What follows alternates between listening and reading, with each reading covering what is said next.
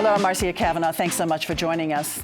Well, in 2 weeks, carnival courts will be competing for attention with a basketball court as the NBA All-Star Game is played at the same time as the first big weekend of parades. By then, the city will already have seen people marching in the streets after various protest demonstrations. We'll look tonight at both, and we'll also look at the year ahead in Baton Rouge, which for some participants includes a stop in next week's Washington Mardi Gras Ball. All of this plus our Future Watch segment, which looks at plans for the National World War II Museum, and Jefferson Parish President Mike Yenny, under fire, are on the route for tonight's Informed Sources. ERROL LABORDE, producer of Informed Sources, Jeremy Alfred, publisher, LaPolitics.com, Don Ostrom, Channel 12's Future Watch reporter, and Kevin Allman, editor, Gambit Weekly. We're going to go over to Jeremy first, and we're going to hear about a special session which is going to be coming up in just a couple of weeks. Yeah, the governor seems bound and determined to ruin Mardi Gras for everybody. There's somebody somewhere in the legislative process ain't going to make the float because the special session is going to start on the 13th. Originally was going to be at least 10 days long. The call that was expected to come out late this afternoon was going to make it 9 days. It could very well be shorter than that. There's not a whole lot lawmakers have to do in this thing. The big number, remember, is $304 million. That's the size of the deficit for the current fiscal year. To put it in perspective, if lawmakers were going to do nothing but cuts, they would have to take about $50 million out of each month, out of the last 4 months of the fiscal year for each month. That's $50 million a month, and that's only if they approve the governor's plan to take $119 million out of the state's special savings account, known as the Rainy Day Fund. And that is the biggest vote of the special session, is where the lawmakers will go along with the governor's plan to tap into the Rainy Day Fund. Conservatives don't like the idea. They think that there have been too many withdrawals out of that special savings account than there have been deposits since the recession, and they're right. There has been. The Rainy Day Fund has yet to reach its pre-recession levels. But if you ask the governor, if you ask Commissioner of Administration Jay Darden, they will tell you it's raining, it's storming, we're standing here with umbrellas, we have to tap into that fund. But also on the agenda, the governor's going to have some cuts that he's going to propose. Those will come out on Monday. The governor's going to get into the details on where the money's going to come from. He's already said he wants to protect K through 12, Children and Family Services, and the Department of Corrections. Seems like there's a lot of buzz building around spending reductions for health care, particularly since Republicans have really started to meet in groups and try to come up with their own plan. But the governor is taking some very interesting, very nuanced stances in this special session. One example is fees. These are fees that people and businesses pay to the government for government operations. If you're a commercial fisherman, if you cut hair for a living, you pay these fees. A lot of people pay these fees. But the governor has said that he will not personally propose any fee increases, but he has including fees as a subject matter on his call, on his agenda, which means lawmakers can file it. So it's going to be interesting to see what they can do with these fee proposals. I mean, just last year there were some major, huge, multi-million-dollar fee proposals that came from the legislature for certain state departments. But really, at the end of the day, the special session, if nothing else, really is going to set the tone for the regular session. The regular session, there's another $400 million shortfall for next fiscal year. In addition to that, there's $1.5 billion in temporary taxes that come off the books in 2018 the governor wants addressed. I mean, that's $2.2 billion worth of headaches no one wants to have to deal with, but it's been getting kicked down the road every single year, and I think this is the year that they're going to have to try to do something. Budget woes just never, ever go away. So higher ed, is that still in threat of being cut for this first round of cuts? Well, there are going to be some sleeper issues in the regular session for next fiscal year, and one of those is going to be TOPS. There are going to be some big changes proposed to TOPS. I think it's fair to say that TOPS, as we knew it before these most recent changes, we'll never see that again. Another sleeper issue could be criminal justice issues. We're seeing a lot of groups that have never dealt with criminal justice, and then B, have never worked together. You got groups like Louisiana Association of Business and Industry and Louisiana Family Forum, a faith-based group, that are both looking at criminal justice along with all these other groups, and then that's supposed to bubble up. There's some talk about these contingency fee contracts we've heard about over the years, where the state will go into a contract with a private law firm, and it's contingent upon a future judgment. Those laws have been changed, and they may be looking at that again this year. But when it's all said and done, it's going to be taxes in the budget, and that's all you're going to be hearing about through early June out of Baton Rouge. So this first year for the governor certainly was a busy one. I mean, he had the tax problems, the budget problems when he first, took office, but then a series of events happened also that he had to deal with. It was not an easy year. How's his second year looking? Do you think it's going to be a little bit easier, or could the politics even be rougher? I think it's going to be rougher on Governor Edwards. I think, that he has some disasters to deal with, and with each passing disaster, his leadership looked better and better to voters, and that showed up in his approval numbers. But then again, he was working with a Democratic White House to be able to get what he wanted for these federal disasters. At the same time, he was able to say that, look, Bobby Jindal created these budget problems. My administration inherited them, and I'm trying to get the legislature to do the right thing. I think some of that understanding that voters may have had is going to start to scale back in this second year in office. And we're getting to the point now where Governor Edwards is going to have to start to own some of these budget problems and not just say, these were Governor Jindal's problems that I inherited. There was a tax task force, right? Got together at the end of last year to come up with suggestions for tackling our tax code, and then also credits, exemptions, et cetera. Is that going to be under consideration in the regular session? Is that going to go anywhere? Anything that's been recommended in this? I think you'll see some things from that plan end up on the agenda for the regular session. But we've seen these task forces before. They come out, they get these big 3-ring binders, and they put the report out, and it sits on a shelf, and it collects dust, and it really doesn't get mentioned again until another task force is created, and someone says, oh, really, we've already done this. So not only that, but most of the things in the task force report have lawmakers have already heard this term, just last year, and they either refused to vote on it, they watered it down, or it just didn't go anywhere at all.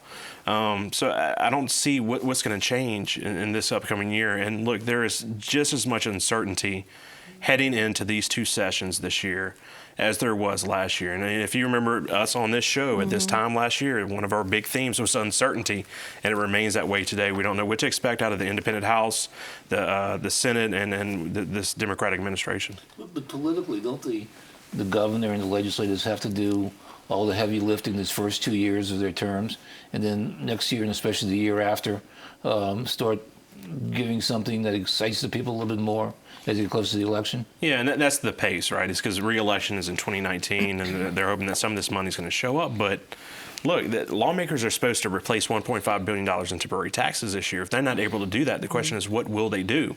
Are they going to renew these temporary taxes? And if so, does that mean they're going to renew them again heading into an election year?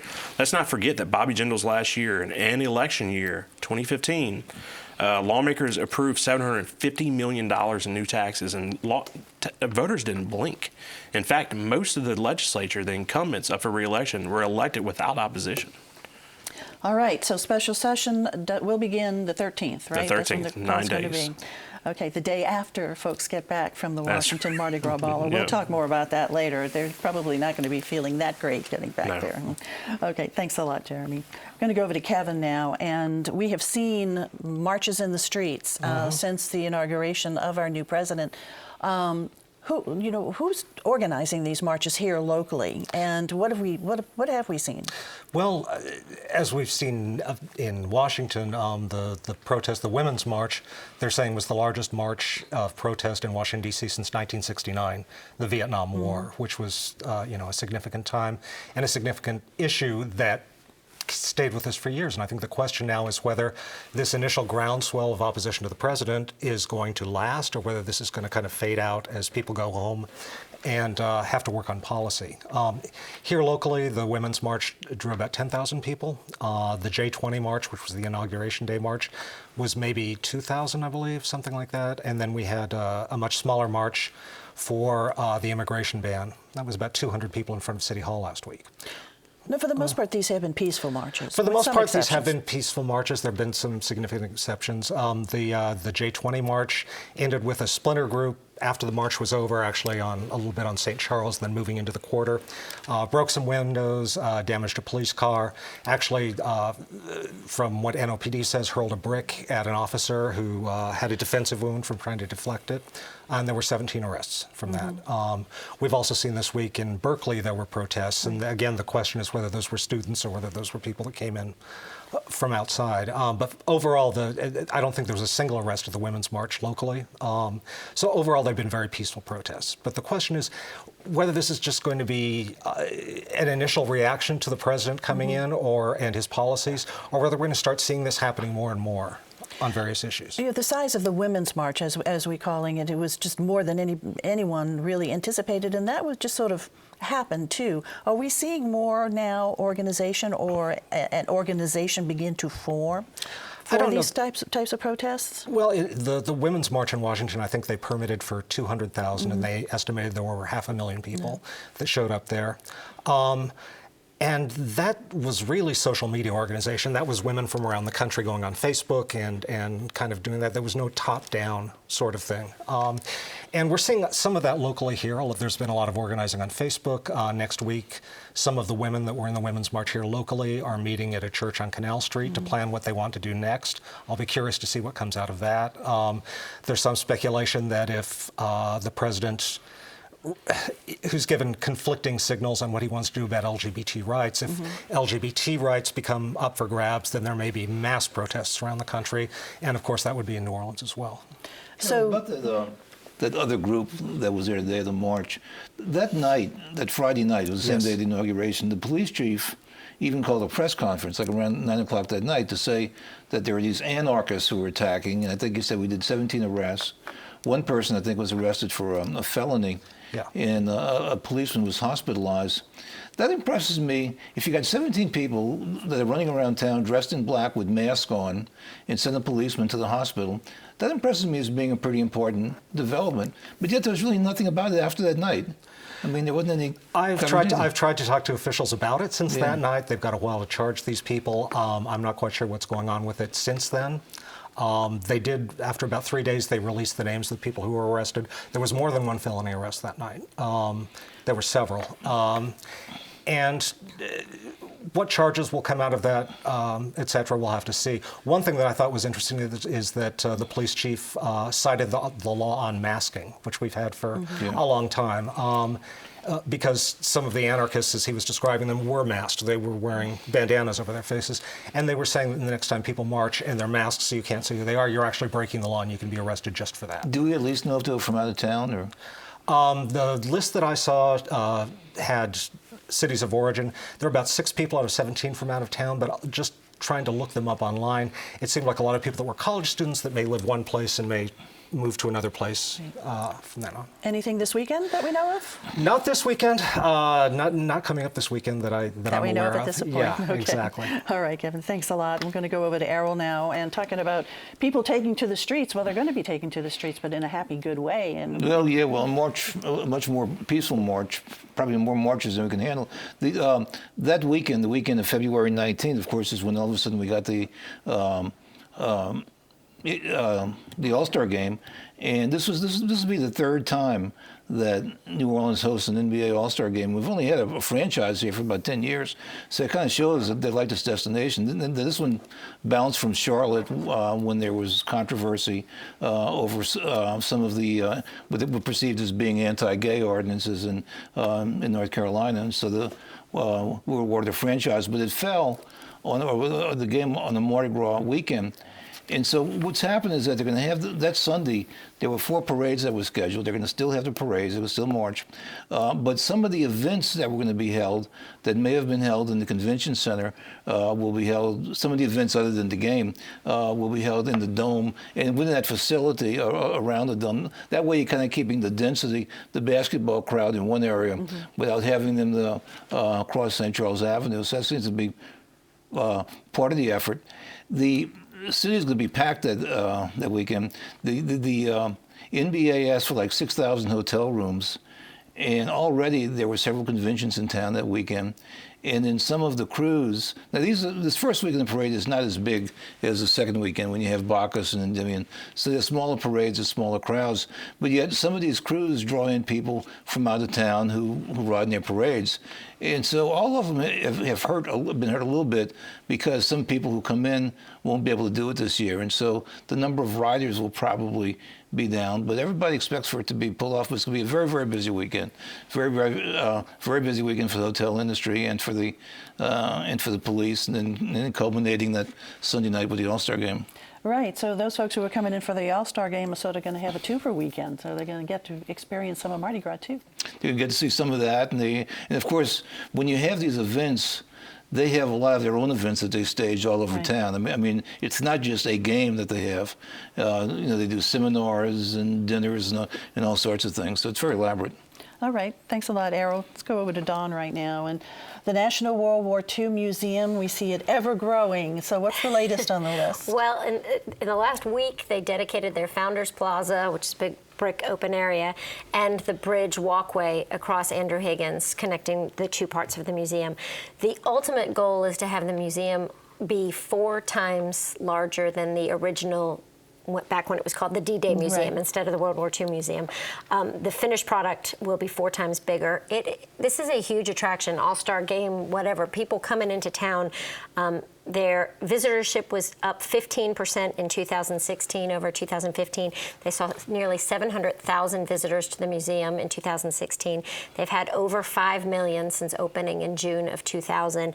And they poll most of their visitors and are finding that 85% of them are from out of the state, and 30% of out-of-town visitors say the museum is a top or one of the top reasons why they came to New Orleans in the first place. So it really has become an attraction all on its own to come to New Orleans for, and it's continuing to grow, as you said. They are starting on the Liberation Pavilion and the Hall of Democracy. Those things will be next. And it will take, the museum right now kind of focuses on the war experience itself, what was happening in Europe, what was happening in Asia. This will focus more so on what was happening on the home front as America went to war, a real feel for that, and more areas where you can do research and study, and some STEM projects as well involving local school kids. They also will be building the Bollinger Canopy of Peace, which is a huge 780-ton structure that will encompass the entire 6-acre campus of the museum, that will provide some shade, also change up the city skyline a little. And the museum folks say, they are so much part of a city with this many visitors that they should be in the skyline. So this will all be constructed, they believe, completion by 2019 or 20. They also have submitted a building permit to the city for a 200, and I got to get my numbers right here, a hotel room, 234-room hotel and conference center on the property. The construction on that would begin in the fall of this year, completion in 2019.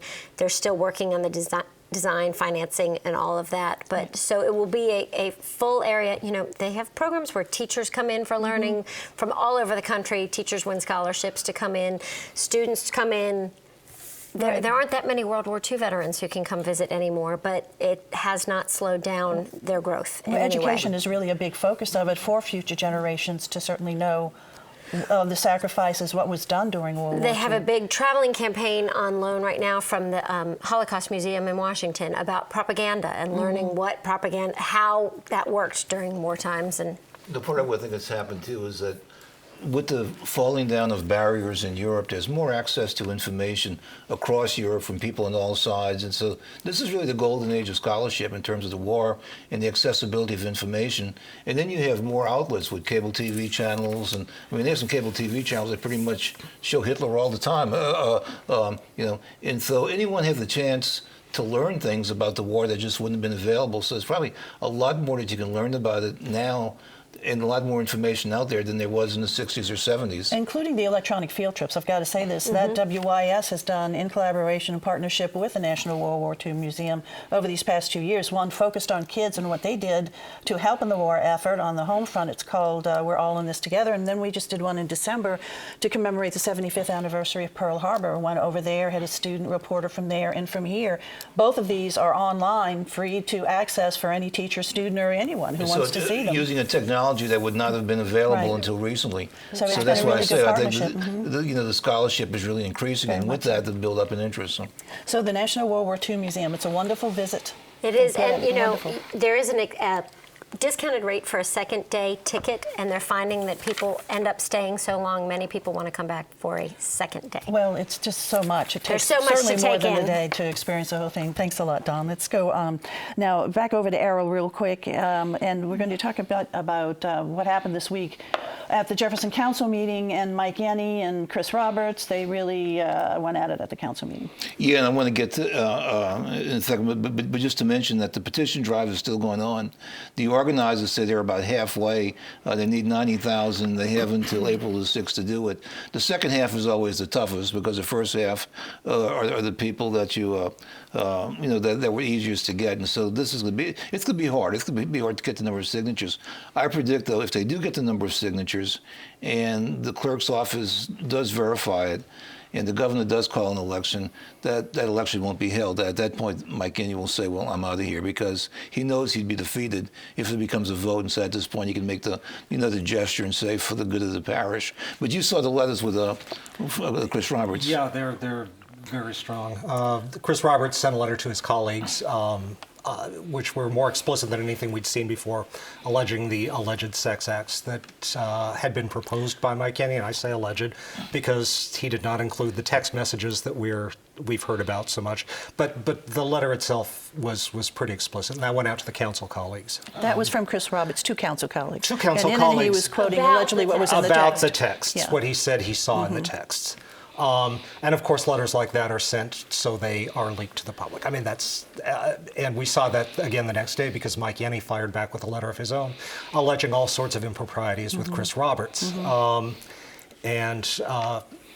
So it's really kind of a battle of the letters out there right now, and I don't know where it's going other than the fact that a lot of the people in Jefferson Parish are disgusted with the whole situation, and that's kind of rubbing off on both of them at the moment. There were people at the council meeting who were just saying, can we just put all this aside and get down to the business of running Jefferson Parish. Which, of course, President Yenny is saying he's doing, that he's doing the job. That's what he's saying, is he's doing the job, and the letter he sent to his colleagues about Chris Roberts was so exasperated. I think he really thinks he's put this behind him, and Chris Roberts is the one that's digging at him. And they've never got along. They've never gotten along. So right now, the recall drive is still in play. It's still in play, still getting, again, they said they're past halfway, and they have until, they had 180 days to do it. So 180 days from the time when the petition was first filed will be April 6th. And they need 90,000 signatures. Yeah. How many are there now?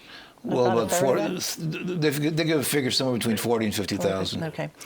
All right, well, we'll see what transpires with that. And let's go back over to Jeremy to wrap us up. And you, along with a lot of other Louisianians, are heading to Washington, D.C. next week to have some fun. Yeah, any hotel that's going to rename the bar the 65th Parish just for a weekend, I'm going to be there. But yeah, the big news out of Washington Mardi Gras this year, and for anyone who doesn't know, Louisiana's political class completely relocates. It's usually 2,000, 3,000 people in Washington, D.C. for a 3-day event. Tickets are in high demand for the Thursday night event, the dinner dance, and the ball on Saturday. So much so that congressional staffers and crew members really don't have tickets to give out anymore. One jokingly told me that he thinks that there are a few people out there who would gladly trade 2 Super Bowl tickets for 2 ball tickets. The other big news is that, and we've seen this coming, but it's always been a 3-day event, Thursday, Friday, Saturday. It really looks like it's starting to shape up to be a 4-day event this year. There's going to be a big hosted party inside the Library of Congress on Wednesday night. The Chemical Association has a get-together. There's a big LNG party on the roof of I think it's the Willard or another hotel. So there's a lot going on that opening day on Wednesday now. But I think another reason demand is so high is that we have a whole new crop freshman members of the congressional delegation. There's no big conflicts with Mardi Gras balls this year with when it's scheduled. And a lot of folks who went up for the inauguration just want to go right back up and kind of enjoy the Trump supporters want to go up and enjoy the new administration, the era of D.C. So having this special session then, as I referred to, happening on Monday, the day after. Right, so people are going to be flying out Sunday night, and they're going to have to turn around and be in peak fighting condition for Monday morning for the special session. And look, there are crew members up there, longtime crew members, who swear by Pedialyte. And that's what's happening right now. There are crew members who are shipping Pedialyte up there. There's a Lafayette Chamber is shipping up Boudin. They had to sign a hold harmless agreement to ship it to the Washington Hilton. But little Boudin, a little Pedialyte, we'll be ready for Monday. Set you straight, huh? That's Definitely right. get you. I saw that in your in the politics.com this week's edition of it. Pedialyte and Gatorade. That's right. Definitely going to need a lot of that. And so this year's king. This year's king is the CEO and president of the Ochsner Health System. Warner Thomas? Right, Mr. Thomas. Yeah, okay. And so for those of us who have not been to the ball, I know you talked about the different events beforehand, but really, what goes on there? Is there really a lot of wheeling and dealing that goes on politically? Look, if this, for me personally, this is a big business expense for me every year. And look, if you need to go up and you need to network with anyone in government, with anyone in politics, you can get it done in a very short order at Washington Mardi Gras because everyone is stuck in one hotel. And you could literally never get one ticket to a ball, one ticket to an event, and just stay in the lobby, stay in the 65th parish, and you can get a lot of work done just by being there. And the people that come in and out, you can hit everyone from donors to candidates to campaign managers to a small handful of reporters to staffers. It really is Louisiana's political class relocating for 1 weekend out of the year. Is the bar really named the 65th? Just for the weekend. Just for that weekend. Actually replaced the sign outside of the bar with the 65th parish. Well, have a wonderful and safe time. I'm looking forward to it. Be ready to get back to work on the 30th. Bring a Yeah, case of bring Pedialyte, Pedialyte, right? yeah. Okay, it's time to look ahead. Errol. WWNO Radio, as of yesterday, added its new channel, was classical music, 104.9, and so it's up there now. So if you want 24-hour classical, it's back, and then the 89.9 is sticking with the talk format. Mm-hmm. Well, that's good. That's really nice to be able to go and listen to some nice classical music during the course of the day. Jeremy. Just a reminder that on Monday the governor will give his detailed plan for spending reductions in the upcoming special session. Any idea what he's got in mind? No, not yet, but some conservatives are starting to suggest already that the problem isn't as bad as it seems for the current fiscal year. So we'll wait and see. I'm leaving Wednesday for Washington Mardi Gras. Okay. I care. I just You care worry less. about it after that. Okay, thanks. Dawn. I'm not wearing red by mistake today. It is Go Red for Women, Wear Red, National Wear Red Day. Heart disease continues to be the #1 leading cause of death for women in America. 1 out of 3 deaths in women attributed to heart disease. So make sure you check your tickers. Okay, and Just check my your little closet PSA. too and get something put some red on today. Okay. And we have Crew de Vue coming up a week from tomorrow. I've seen some of the outlines or descriptions of the floats. Some of the big targets this year, of course, are Trump, Mayor Landrieu, Mike Yenny, the Audubon Zoo. It looks like it's going to be a particularly festive Crew de Vue out on the streets of New Orleans. It's always festive and just so witty. It really is. It's a place for, not necessarily for kids, Not some of for the the little themes. kids, no. But, and they've sort of changed their route a little tiny bit. ones who can't read. It's That's not. It's right. the ones who can read. Yeah. And double check the route too, because Double it check changes it. a There's little a bit. different route this year. Yes. Okay. Thank you all for being here. Thank you guys for joining us, and we will see you again next week for Informed Sources. Have a good evening.